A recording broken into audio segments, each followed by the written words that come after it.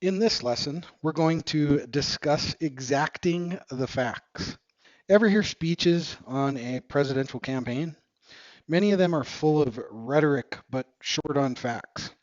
The reason for that is they try to engage the emotions, but when it comes time to vote, people really want the facts of what the candidate stands for.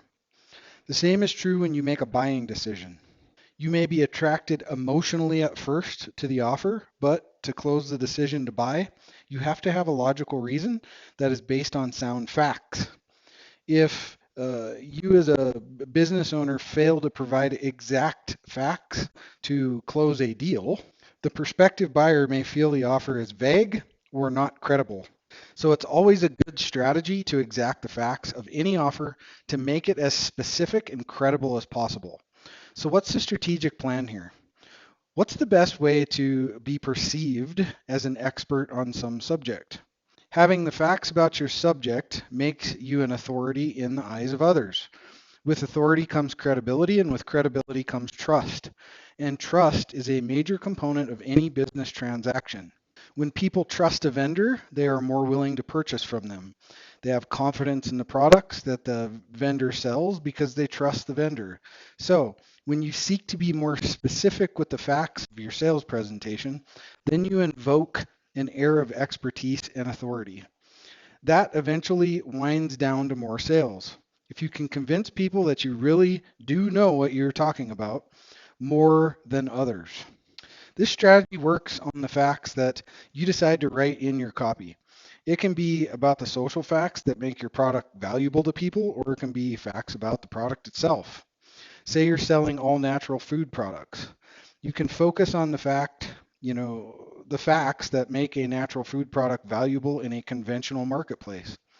For that, you would need to compare the facts of conventional products to organic products in a very specific way. You might say, if it were true, America's conventional food supply is exposed to over 100 chemicals for each pound of food grown on our farms every month. This is very specific in the number of chemicals you can avoid by eating organic food and the intensity of the exposure. It's extremely specific and can make you look like a very informed expert on the topic of food product safety and health. That's the way to use this strategy when you are trying to pinpoint social facts that make your product valuable. But there's also another way. Say you want to concentrate on the qualities of your product instead, to sell it. In the above case of organic foods, you would highlight the quality of organic foods that make them desirable to the specific market you are targeting. In this case, health conscious consumers. So you would say instead, in a blind taste test, organic carrots tasted better than conventional carrots 90% of the time. Now, if you're saying something that is really not true, you will trigger the dishonesty meter of most readers. So, no fibs when you're using this strategy, or people who are knowledgeable will eventually come across your ad and call you on it. And you can even get, in trouble with federal guidelines of false advertising if you end up stating facts that can't be backed up with some research somewhere. That doesn't mean you have to start a research laboratory in your basement just to get some good facts that you can use. You can use any facts by any known expert and just quote them. If they have lots of degrees, it helps your product to look very credible too. That's why when new interesting facts come out, you can see it scooped up and used by marketers everywhere to sell the products. When and where they apply, of course. So what's the psychological trigger here? People really don't trust most advertising these days, particularly if it's just generic hype. But add a few specific facts and you will see the interest level in your readership soar. The reason our culture really values knowledge and expertise. Some people may, read your ad and then even try to verify the facts for themselves. Others will be so astounded that they take your ad and tell their friends about it to make themselves sound like experts too. Our minds are much more trained for logic thought than for, intuitive feel of an ad that may work on our subconscious, but rarely makes it way into the conscious mind. However, facts speak to the side of us that is constantly searching the environment for new and interesting information. It is easy digested and understood. Face it, we are in the information age, and many children have been born into a world of computers, iPods, televisions, and all this tech gear. Testing in school emphasizes facts and the ability to be specific and knowledgeable about certain topics like math and science. We've been programmed to believe that the only way to determine whether something has value is to use scientific method, which involves understanding and testing the facts. The social framework impacts our psychology to give the Western culture a bias that appreciates facts and specificity. The more something seems to be scientifically, have a scientific conclusion with highly specific facts, the more credibility we assign to it. And for sure, it reminds us of being in a classroom where the authority figure, the teacher, knew all the facts and we had to submit to that knowledge to pass the grade. Similarly, when someone triggers that automatic, deferral to authority figures, they trigger a deep psychological need to follow the lead of someone else. When that happens, they are much more suggestible, to any advertising than when they think they have to make up their own mind. Instead, they can rely on your expertise to make up their mind for them. You also tend to sound more certain and assured when you can rattle off facts that are very specific. It really cements the case that you know what happened and you can be trusted to give an informed opinion. It's like, when you're in a court case, the person who has a better recollection of the facts comes off as more believable. If you give a faint, vague recollection of events, it leads to doubts in the minds of the jury. It may seem a bit unfair, but it comes across as a person trying to dodge the truth instead of someone who is sure of themselves and the facts of the case. If you've ever been asked by a woman if she looks fat, you know that the only right answer is no. However, if you hesitate and then say no, it's that moment of uncertainty that kills the reply. There are behaviors that make your words sound unsure, and being vague is one way to portray an image of evasiveness. Watch a poker game sometime. The best card players have a straight face and bid in the same confident manner no matter what they hold in their hands. That attitude is what comes across the table to make their opponent believe them and to help them make any hand a winning hand. That's the attitude your copy for your product should have too.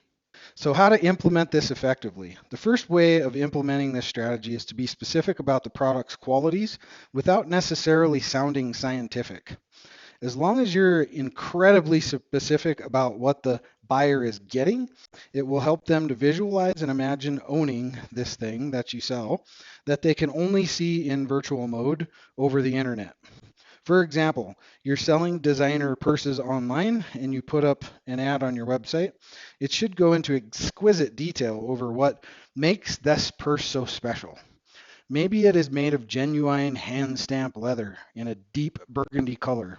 Inside, it has 3 pouches, one for change, another for makeup, and the third for a cell phone. Maybe it has a full metal zipper opening or genuine gold accents.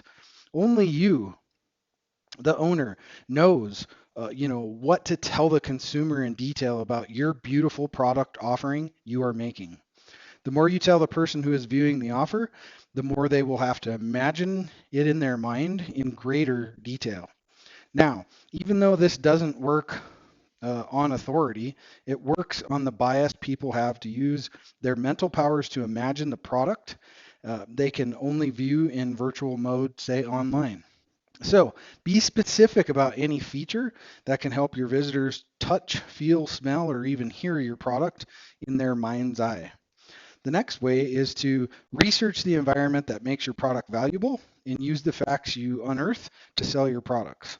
If you're selling home security systems, you might want to review crime rates and how they are rising uncontrollably because of poor economic conditions. You can even find out what the national rise in different crimes is, like a 10% increase in home burglaries nationwide, and use that to sell home security systems. On-tap water filtering systems use the pollution rate of bottled water to make a case for buying a home water filtration system that works at the tap source and that's very effective. It's not hard to find this information, and you can even look at your competitors' sites to see what information they've managed to unearth and use it too. You might find information on the average types of contaminants found in sample water supplies and even horrify people with how many, hormones and cancer drugs are in there, without being able to filter out by the local water plant. Next, you can also use the product's own unique qualities to be exceedingly specific about the benefits a buyer will get when they purchase it. So, if we continue to use the water filtration example, we would list how many contaminants it filters out and what they are. You can say how water filtering at the tap will help reduce lead too, in case you unknowingly have lead pipes in your house. Should also use percents to help you make the case. So the copy might read, this ABC filters out 72% of harmless chemicals from your drinking water. If you pick a number that isn't a multiple of 5, it is much more memorable and believable. Ratios are also good too to implement when you are trying to create memorable facts. So you might say 9 out of 10 environmentalists agree that this water filter is the best on the market. So what's the timing for this strategy? Strategy becomes the meat of your advertisements, should you choose to use it. It should be right smack in the middle of your sales page and list all the scientific facts that can help someone to make up their mind. You can lead people into this sales page with emotional triggers, but once they are there, they want to have all the facts ready to help them close the deal. And those facts need to be easily picked out, easily understood, and memorable. They should be so easy to remember that they can be repeated without having to look them up. It also works well if you do this strategy in bullet points and tables. There's something about graphs, tables, and bullet lists that make it seem very scientific and to the point. Graphs in particular are very visual and appeal to people who may not bother to read your copy, but are impressed with graphics. So you should include anything in your copy that lends it a very specific and scientific, knowledgeable air that says you've, actually taken the time to research your subject. People will be impressed and will be more willing to click on that buy button. That concludes this lesson. We'll see you on the next video.